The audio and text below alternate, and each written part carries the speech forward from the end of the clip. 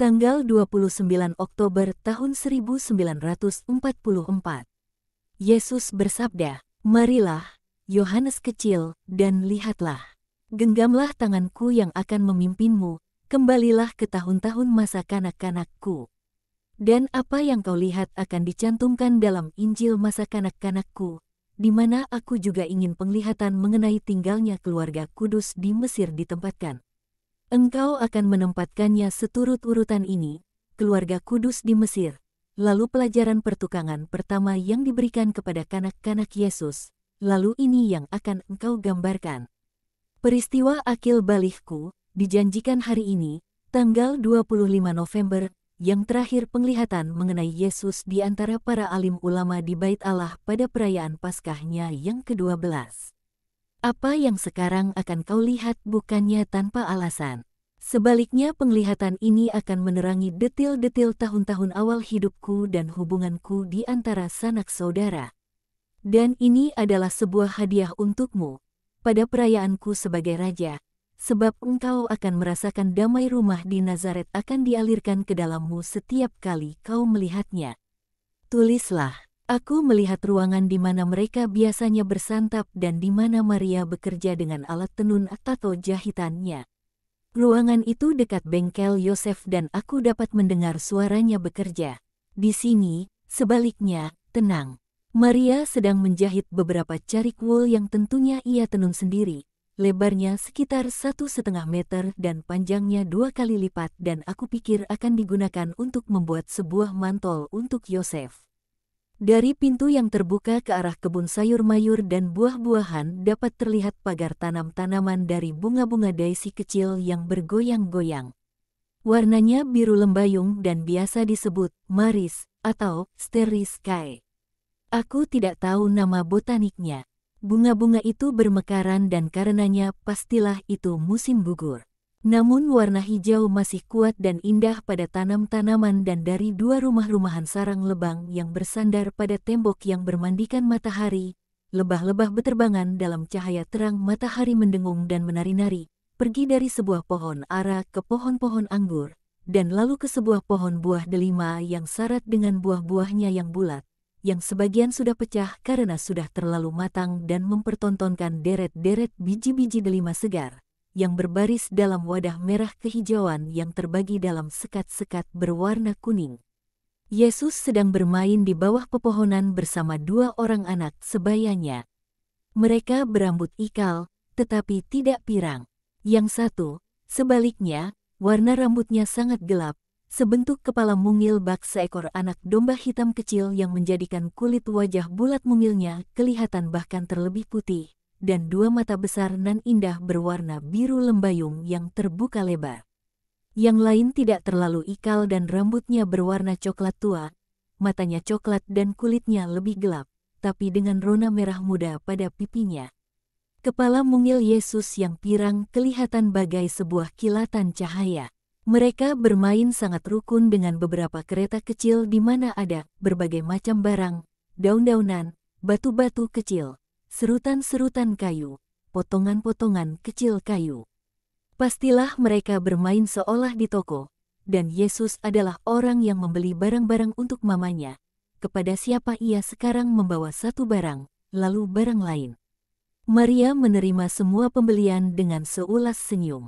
Kemudian permainan ganti. Salah seorang dari kedua anak itu mengusulkan, "Mari kita bermain keluar dari Mesir. Yesus akan menjadi Musa. Aku akan menjadi Harun, dan kamu, Miriam." "Tapi aku laki-laki." "Tak mengapa, sama saja. Kau Miriam, dan kau akan menari di depan anak lembu emas, dan anak lembu emasnya adalah rumah-rumahan lebah di sana." "Aku tidak mau menari. Aku laki-laki dan aku tidak mau jadi perempuan. Aku adalah umat yang taat dan aku tidak mau menari di hadapan sebuah berhala."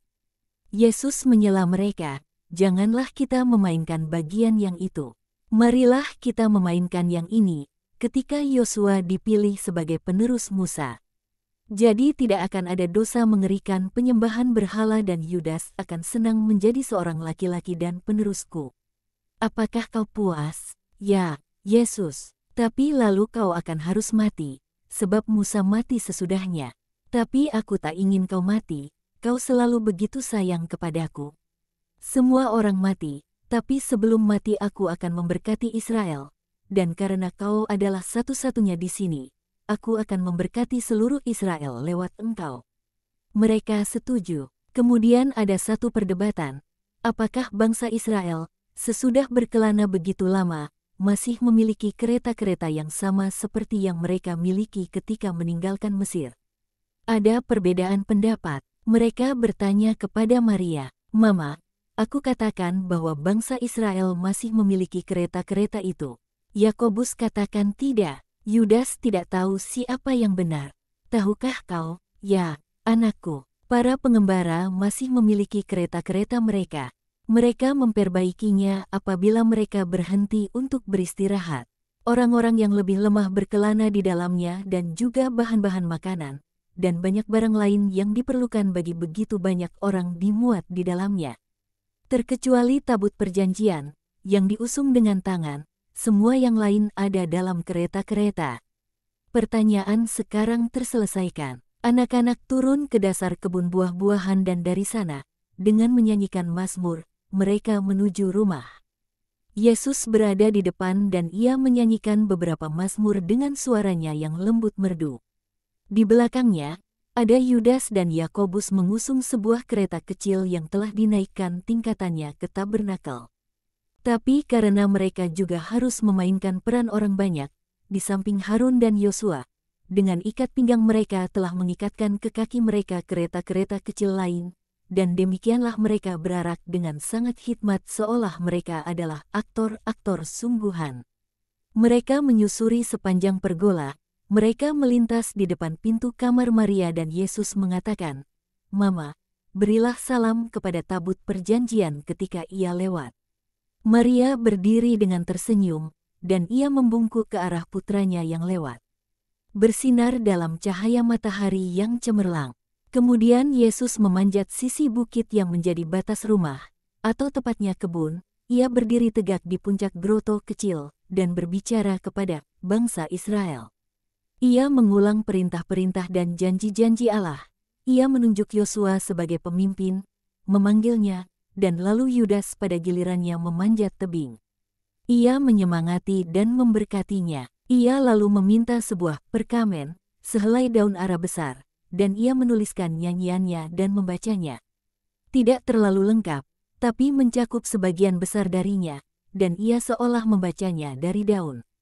Ia lalu menyuruh pergi Yosua yang memeluknya seraya menangis, dan ia lalu mendaki lebih tinggi, tepat hingga ke batas tebing. Dan dari sana ia memberkati seluruh Israel, yakni dua anak yang prostratio di tanah. Ia lalu berbaring di atas rerumputan yang pendek, menutup matanya dan wafat. Maria, yang dari tadi memperhatikan dari ambang pintu tersenyum, ketika melihatnya terbaring tak bergerak di atas tanah ia berteriak, "Yesus, Yesus, bangun, jangan berbaring seperti itu, mamamu tidak ingin melihatmu mati." Yesus bangun dengan tersenyum, lari menghampirinya, dan menciumnya. Juga Yakobus dan Yudas datang menghampiri. Mereka juga menerima belayan Maria. Bagaimana Yesus bisa mengingat nyanyian itu yang begitu panjang dan sulit dan segala berkat itu? Tanya Yakobus. Maria tersenyum dan menjawab, ingatannya sangat kuat dan ia memperhatikan dengan seksama saat aku membaca. Aku juga, di sekolah, memperhatikan. Tapi lalu aku jadi mengantuk dengan segala suara itu, jadi apakah aku tidak akan pernah belajar? Kau akan belajar, jadilah anak yang baik. Ada ketukan di pintu. Yosef berjalan cepat melintasi kebun buah-buahan dan ruangan dan membukanya. Damai sertamu, Alfeus dan Maria, dan sertamu juga, dan segala berkat. Itu adalah saudara laki-laki Yosef dan istrinya. Sebuah kereta dusun, ditarik oleh seekor keledai yang kuat, ada di luar di jalan. Apakah perjalanan kalian menyenangkan? Sangat menyenangkan, dan anak-anak, mereka di kebun bersama Maria. Tapi anak-anak itu sudah datang untuk menyambut ibu mereka. Juga Maria datang, dengan menggandeng Yesus. Kedua saudari ipar itu saling mencium satu sama lain. Apakah mereka berlaku baik, sangat baik, dan sangat menyenangkan? Apakah semua sanak saudara baik-baik saja? Ya, mereka semua baik-baik saja. Mereka mengirimkan salam untukmu, dan mereka mengirimimu banyak hadiah dari Kana. Anggur, apel, keju, telur, madu. Dan, Yosef, aku mendapatkan tepat seperti apa yang kau inginkan bagi Yesus. Ada di kereta, dalam keranjang bundar.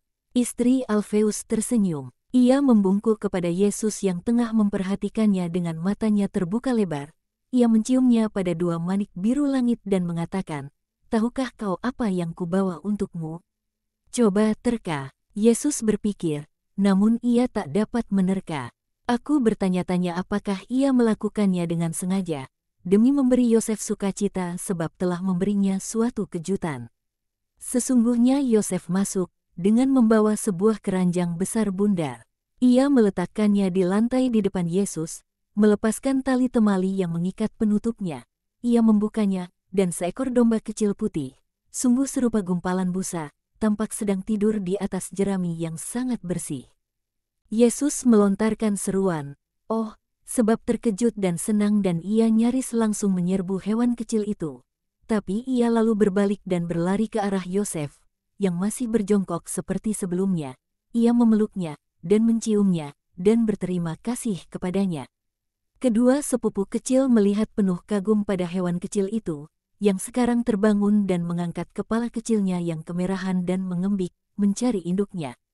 Mereka mengeluarkannya dari keranjang, mereka memberinya segenggam daun semanggi. Si anak domba makan seraya melihat sekeliling dengan matanya yang lembut. Yesus terus mengatakan, untukku, terima kasih, Bapa, apakah kau begitu menyukainya? Oh, sangat suka, putih, bersih, seekor anak domba kecil. Oh, dan ia melingkarkan tangan-tangan mungilnya sekeliling leher si domba. Ia menempelkan kepalanya yang pirang pada kepala mungilnya dan diam demikian, bahagia.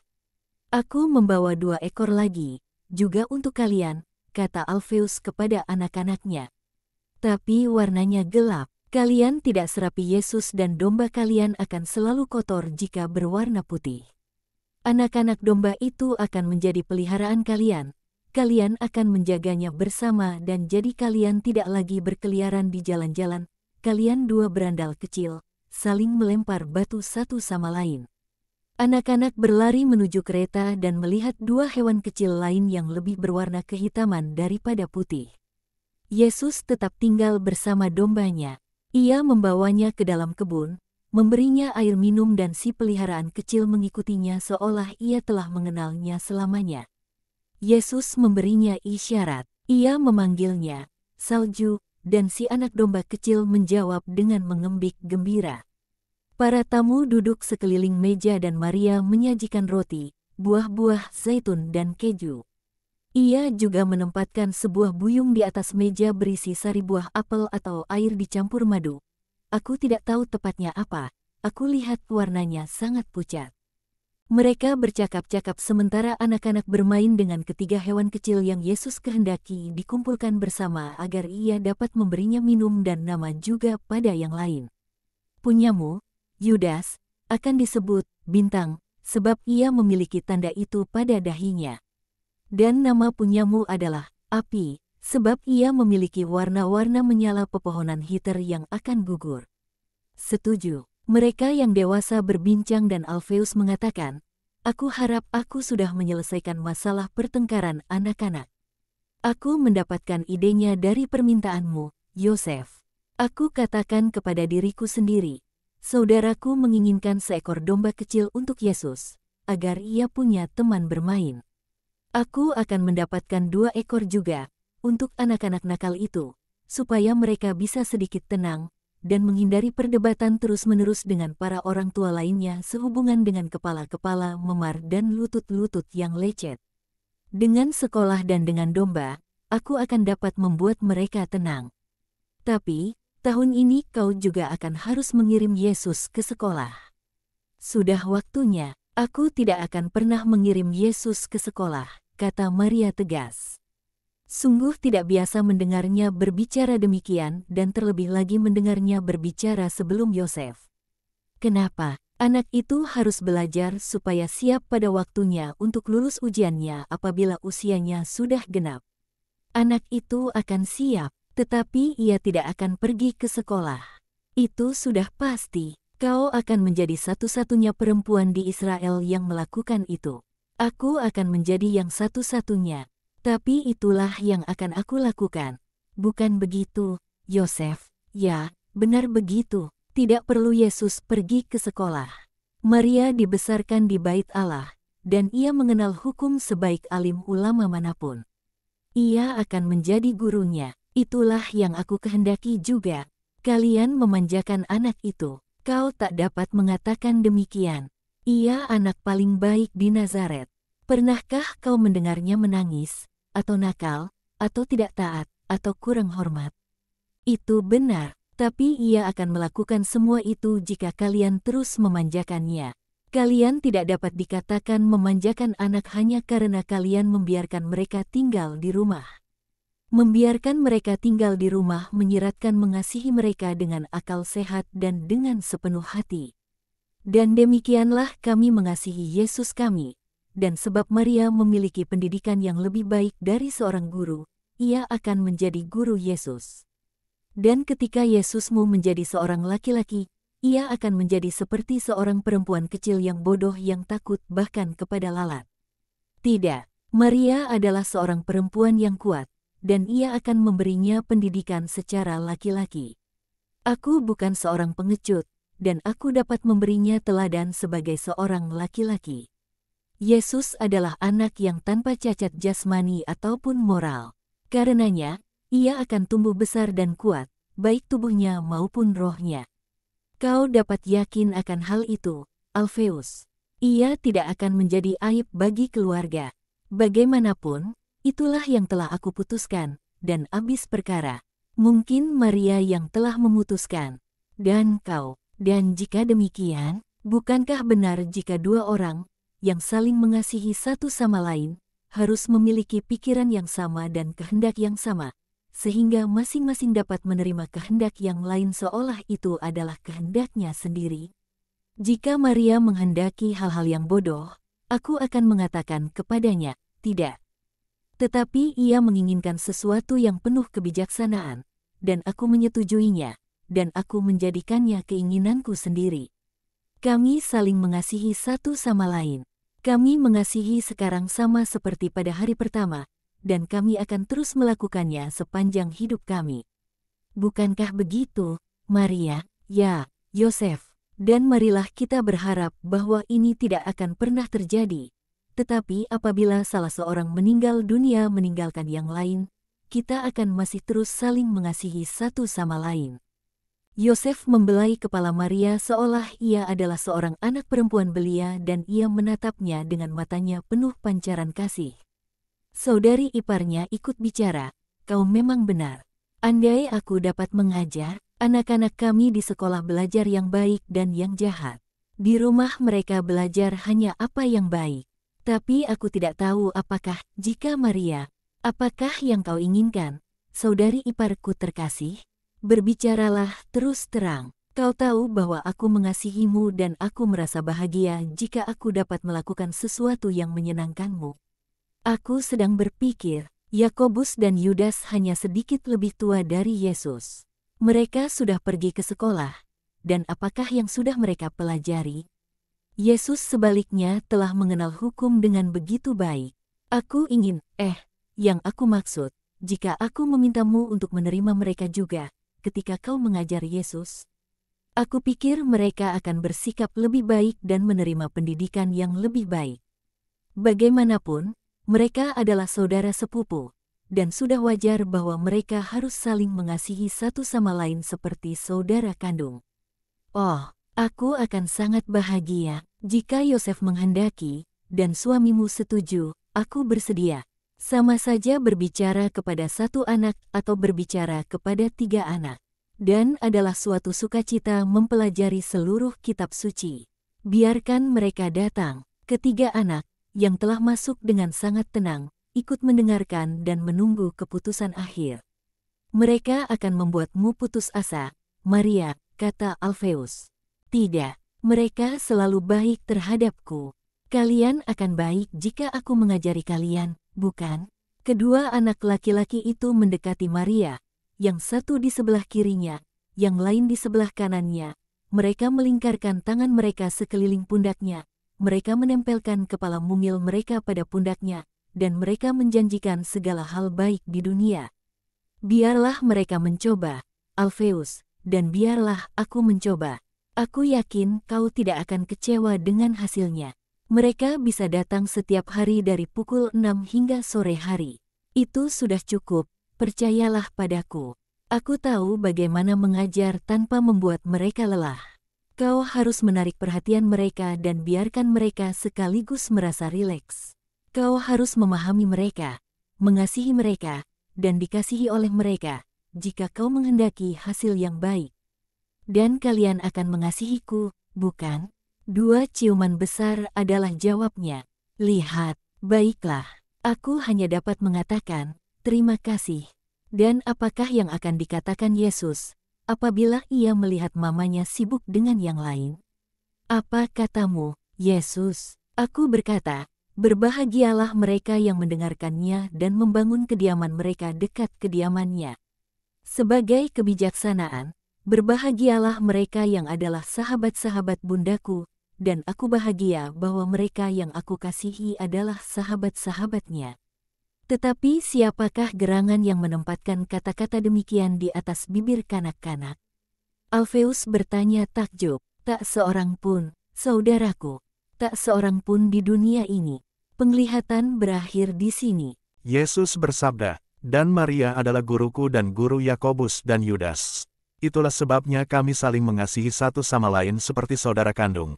Bukan hanya karena hubungan kami, tapi karena pengetahuan kami dan kenyataan bahwa kami telah tumbuh besar bersama, bagai 3 tunas yang ditopang oleh 1 tunggul saja, bundaku. Tak ada alim ulama di Israel yang seperti bundaku yang termanis. Tahta kebijaksanaan, dan kebijaksanaan sejati, ia mengajarkan kepada kami tentang dunia, dan tentang surga. Aku katakan, ia mengajar kami, sebab aku adalah muridnya tepat sama seperti saudara-saudara sepupuku. Dan, meterai, ini dirahasiakan oleh Allah terhadap penyelidikan-penyelidikan setan, dan dilindungi dengan aman oleh penampilan suatu kehidupan yang normal. Apakah kau menyukai penglihatan manis ini? Sekarang beradalah dalam damai. Yesus bersamamu.